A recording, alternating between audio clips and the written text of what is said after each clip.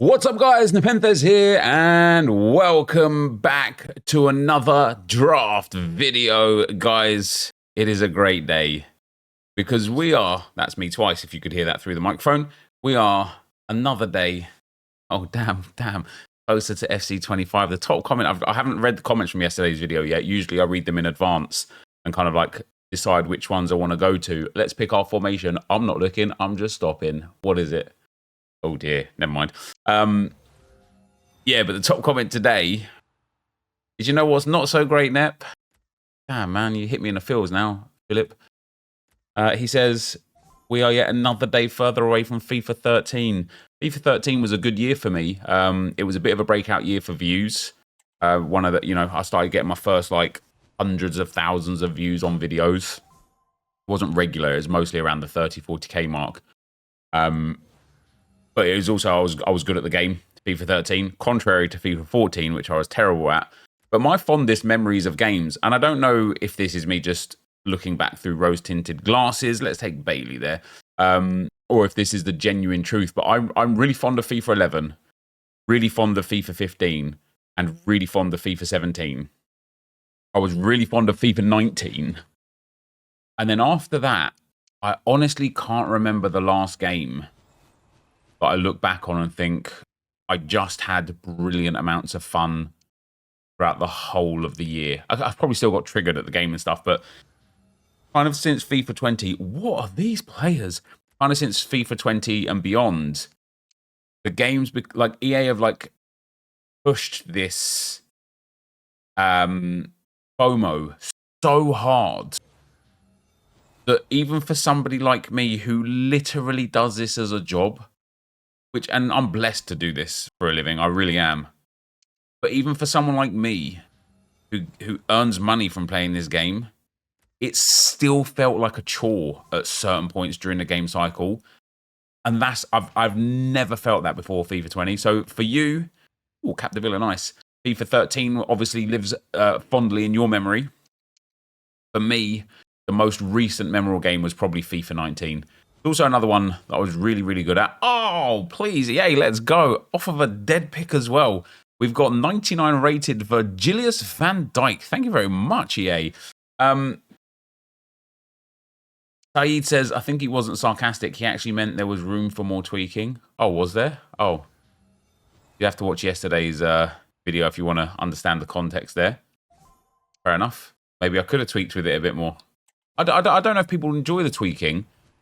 It's again something like when we did the retro draft a couple of weeks ago, one of the things that I didn't really account for whilst recording that video is how long it took to kind of like literally tweak the draft to figure out the best positions for chemistry, because of the way the links used to work, and like chemistry is not really a big issue anymore. So you can really like just shove players in and just get the chem. So it takes a lot less time to build the draft. And so when I'm like looking at like a draft like this, it's like there's not really much thought that needs to go into it. Sometimes I miss some like obvious things, like the left mid Golovin situation the other day. Sometimes I pick a card that may not be the most optimal choice of card to pick. You know, like I've got no goalkeeper here that is like relevant. But let's say there's like a 79 goalkeeper that's got like a 95 team of the season, and I choose them instead of like Mandanda. Like sometimes I make mistakes like that. That's fair enough. But in terms of actually like building the draft, there's not much to tweak. I even remember oh my days, 98 Rio Ferdinand, in you go, sunshine. I even remember like the drafts like FIFA 17, FIFA 18, FIFA 19, where we used to be able to manipulate the bench to change the chemistry styles on the players. Do you guys remember that? Now that was something else, wasn't it? That was something else, man. When you could like I'd want to get like hunters on strikers and stuff, and it'd always be a weird situation. Let's take Ndoye. It would always be a weird situation because if I ever matched up against someone, and I'll move on to like confidence of playing the game in a moment, but if I ever matched up against someone and they didn't have their chemistry styles changed, I'll be like, oh, this is an easy win for me, because I just know that I have like an experience that they don't have, and I have an advantage that they don't have. And it makes me think that in general, I have skill within the game that they don't have. But if ever I saw somebody that did have, you know, shadows on their defenders, and as Lizarazu got left mid, no, shadows on their defenders, and you know, hunters on their strikers and such, I would immediately be like, oh, for crying out loud, this guy's going to be a sweat. And it didn't mean that you were a sweat. And by not changing the chem styles, it didn't mean that you were bad at the game. But the way that I play this game, and I've learned this a lot more over the last like 3 or 4 years. Give me that crepo. Probably is the best, to be fair. I've learned this a lot more over the last 4 or 5 years. Oh, I really want him in, but I need one more icon to get full chemistry on Crepo and Martinez. Yeah, I've learned this a lot over the last few years, but I play on confidence more than anything else. If I feel like I'm going to win the game, I will just play way better. If I feel like, for whatever reason, and sometimes it's like such an arbitrary reason, but if I feel like I'm going to lose the game, I just play different. I play poor, I play weak. And it's like, it's things like that where I would go into a game against somebody, we do here, that hadn't had their positions changed. Big Ben's hadn't had chem styles changed, and I would just play really good because I would just be comfortable and confident in the fact that I'd win the game. And then I would literally play against somebody who did change them. They would be terrible, but I would play worse because I'm like, oh no, they're going to be well good. This is going to be a well tough game. It's just a weak mentality, isn't it? It's a weak mentality. However, was the way. So we just need an MLS manager to get full chem here. It's unbelievably a 95 rated squad. We've got a 99, a 98, and 2 97s in there. Can we start with a 128 today?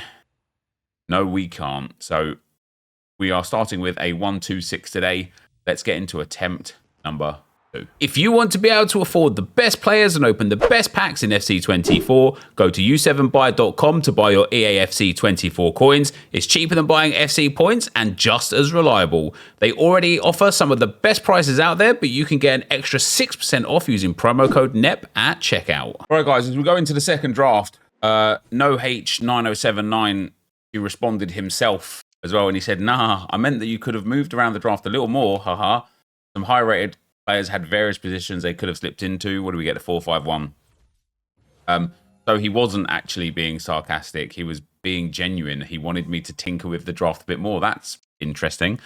And then Eamon, right below him, says, it kind of sounds funny. It's a little bit funny. But please do the drafts the same way you do. Don't listen to the comments. We like seeing you tweaking. I noticed that you didn't like seeing me twerking, but that's fine. Listen, each their own. The draft, even if it's not a 130, we like who you are.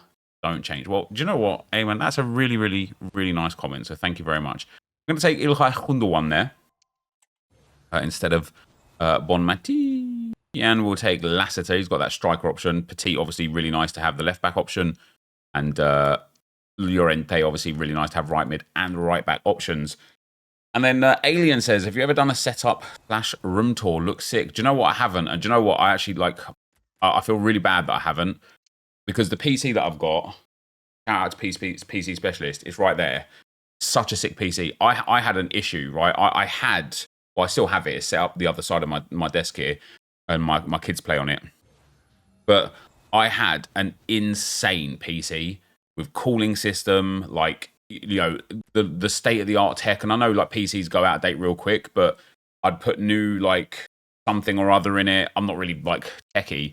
And one day, it just wouldn't turn on.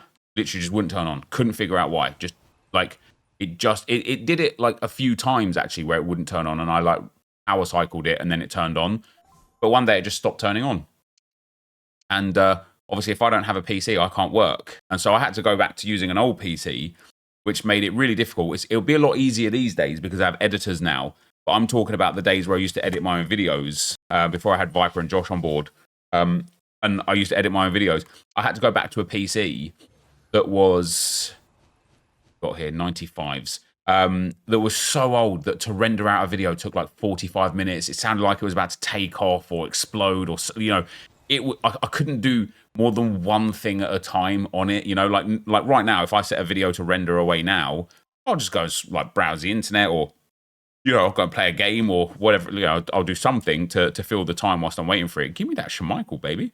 But on this particular PC that I had to go back to, if I tried to even open the internet whilst rendering out a video, the computer would just like shut down. It would like malfunction. It was awful. And so PC Specialist like fast-tracked me, and I mean fast-tracked me. It took like 3 days to get to my house.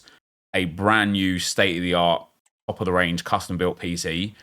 And you see actually, like, if I turn this off right here and show you my desktop.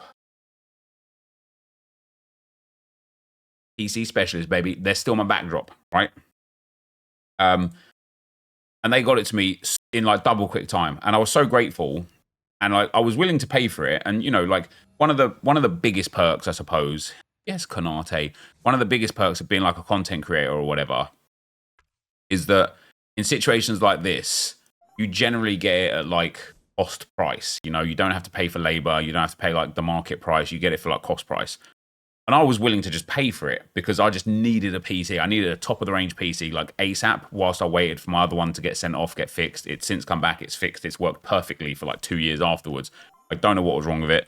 But they sent it to me, and then they ended up just being like ooh, Zizou. Toby, my manager, was like, look, he's going to do a room tour, or like an office tour, because my office is quite large. It's also massive wasted space, right? Like there was... Well, it's just another story, maybe for another day, maybe for today, we'll see. But I basically was like, yep, no problem at all.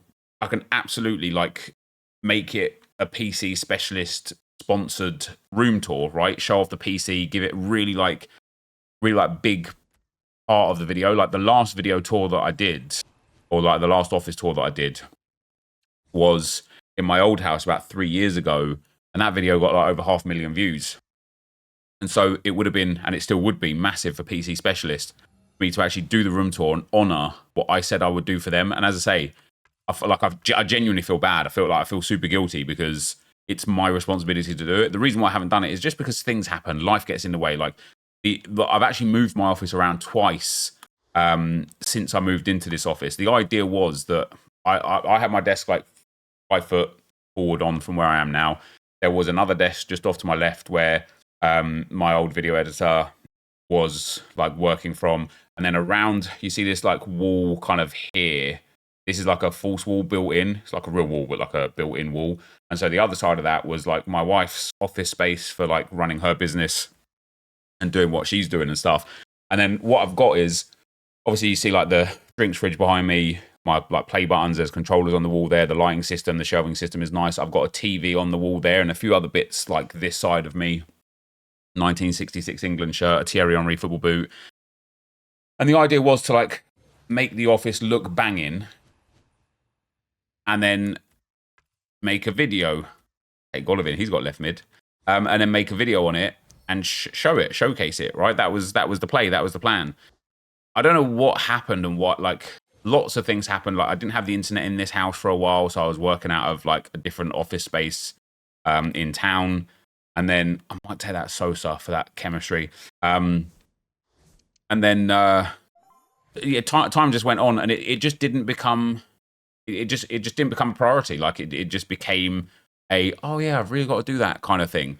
And it's really poor from me. Like it is really bad on my behalf. I fully understand that. But my office now isn't what I thought it would be. Like it's a nice big space, but where my wife was working, it was making too much noise when I was recording, so she moved her office space in the house. My in-house editors no longer work with me, and so I now have like work from home editors or remote editors, let's say. And so now I felt like when my desk was up on the wall up there, I just had all this space behind me, and it's really difficult when you're building something to know what will go right and what will go wrong. But like in hindsight, where the TV is, it's just a poor spot. Because for me to watch, like if there's like football on now, I have to go. And so it's like, I can't, I need a monitor like here with like Sky Sports on or something like that. So The office itself, like over the side of here now, I've got all like old PCs and old monitors. I've set up a rig, like the old rig that I used to play F1 on, for the boys to play on. I've got a desk where my kids play like Minecraft and stuff on. And just overall, I've put like some gym equipment in the space where my wife's office space was. And it doesn't look like a nice office outside of what you can see. It doesn't look like a horrible office either, don't get me wrong. It's just been like crammed with things because there is just a gross waste of space. I actually feel like it would be a lot better if I just had a much smaller space, but that was filled with like important things rather than a big space that needs to be filled rather than is filled with what's actually like useful. So once the kids go back to school next week, and once I'm able to get over the operation I'm having this week, which will take me a few weeks, I will endeavour to tidy my office up, sort it out, and then do an office tour. Because not only do you guys deserve to see this cool office that I've got that you've obviously helped me be able to have, but also it would be nice for me to just clean my office up. And also, PC Specialist really deserve me to do an office tour, that's for sure. Right, guys, as we go into draft attempt number 3, I had to take a little pause for the cause there. I had a call to go on to. And so let's start where we left off. Oh, David Beckham, 99 El Capitan. Yes. Thank you. We've got JSP. There's Nep. Wow. I am a part of the silent majority who watch your drafts. I enjoy each video. Well, thank you very much. It's very frustrating when you do a draft out of spite, like draft 1 here. Address comments and engage with the community for sure, but please just draft like you can. Love the content. I don't think it's that serious. That draft was pretty dead anyway. Wasn't really out of spite, I suppose. It was more just to make a point, to prove a point, to show it. Like sometimes people genuinely need like that visual understanding, rather than me just saying, "Oh yeah, but this is the way it works." And you know, I don't know everything, but I've got a lot of experience on this game and with draft, and so there's a lot of things that I'm like, yeah, I know that wouldn't have made a difference, or that would make a difference, or I made it. You know, sometimes like it hasn't happened this year, funnily enough, actually, but last year people would get on my back because I didn't draft in hindsight. They'd be like, "Oh, if only you just hadn't taken such and such player." Or if you had taken such and such player. And it's like, yeah, well, obviously now, like, you know, again, it usually came from chemistry reasons, where it's like, oh, I could have taken that like 93 Salah and he would have linked with the 98 Trent that I got. And it's like, well, I didn't know I was going to get 98 Trent, did I? And that was sometimes like difficult to deal with, actually. This year, that it hasn't happened too much. So, but sometimes people won't believe that you know what you're doing. You have to show them. For example, there is still, and I see it on a couple of streamers that I watch that do drafts, people believe that sorting your bench in order from highest to lowest makes your rating higher. And it just doesn't. It just doesn't. So one thing that's really interesting to me, I started a 99 rated RTG, where I started on an account with basically nothing. And the aim, believe it or not, was to get a 99 rated team.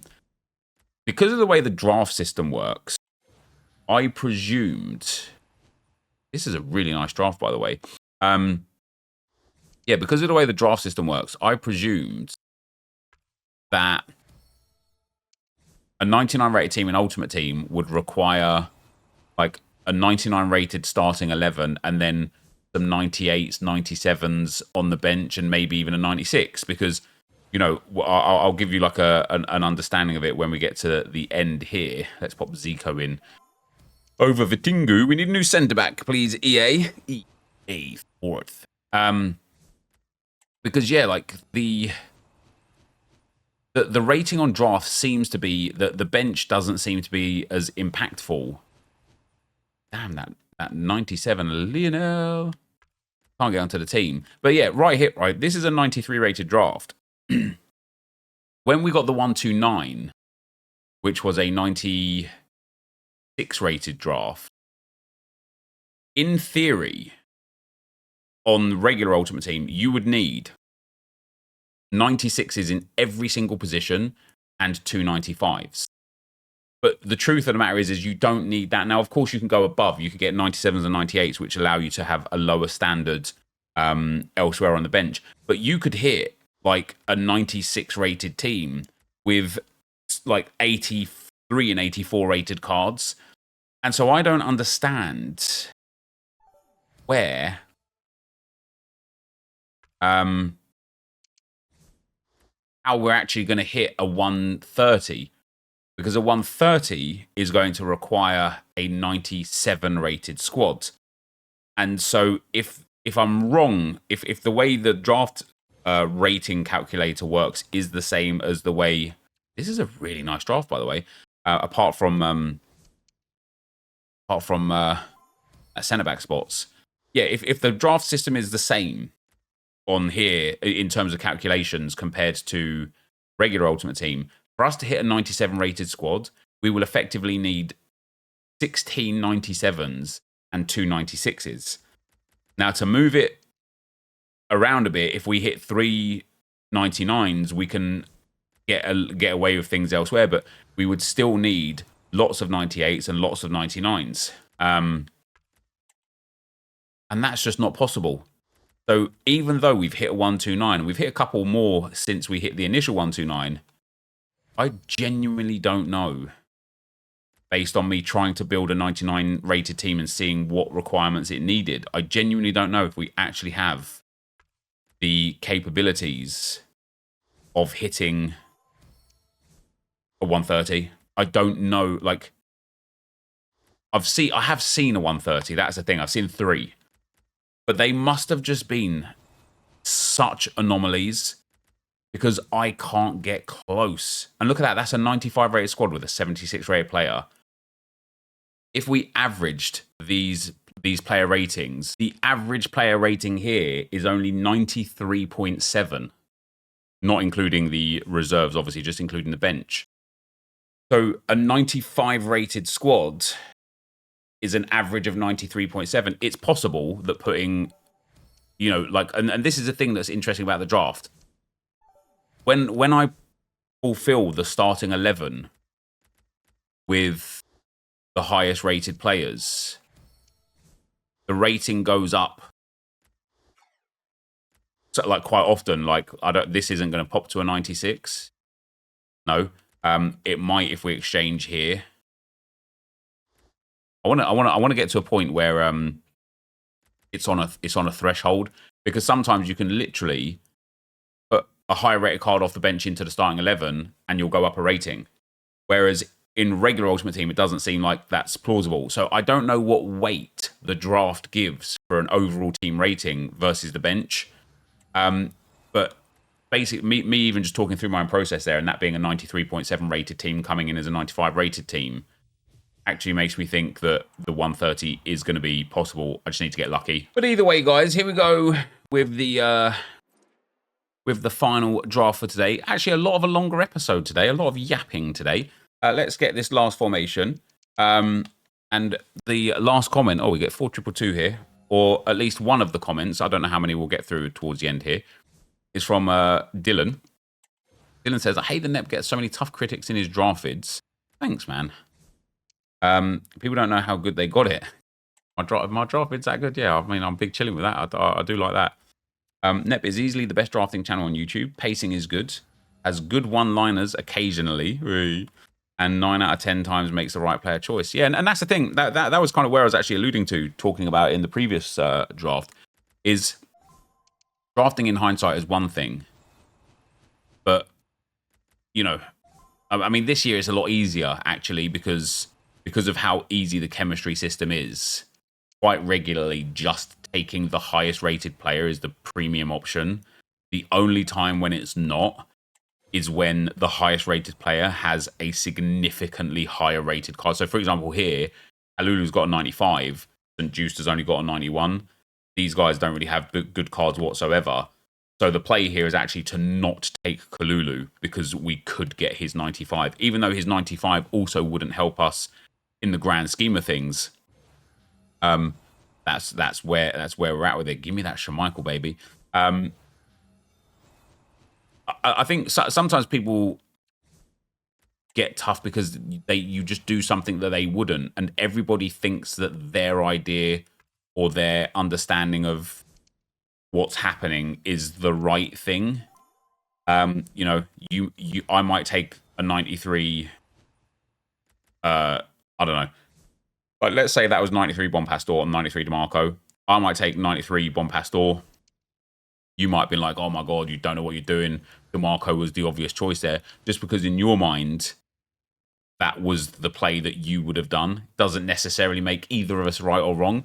Bottom line is, none of us are out here getting the getting the big draft, right? There's sometimes like issues as well. Like, so I tell you what my biggest problem is. One of the mistakes that I make the absolute most, and that is not taking an appropriate player when I need a position filled. So, for example, we desperately need a centre-back.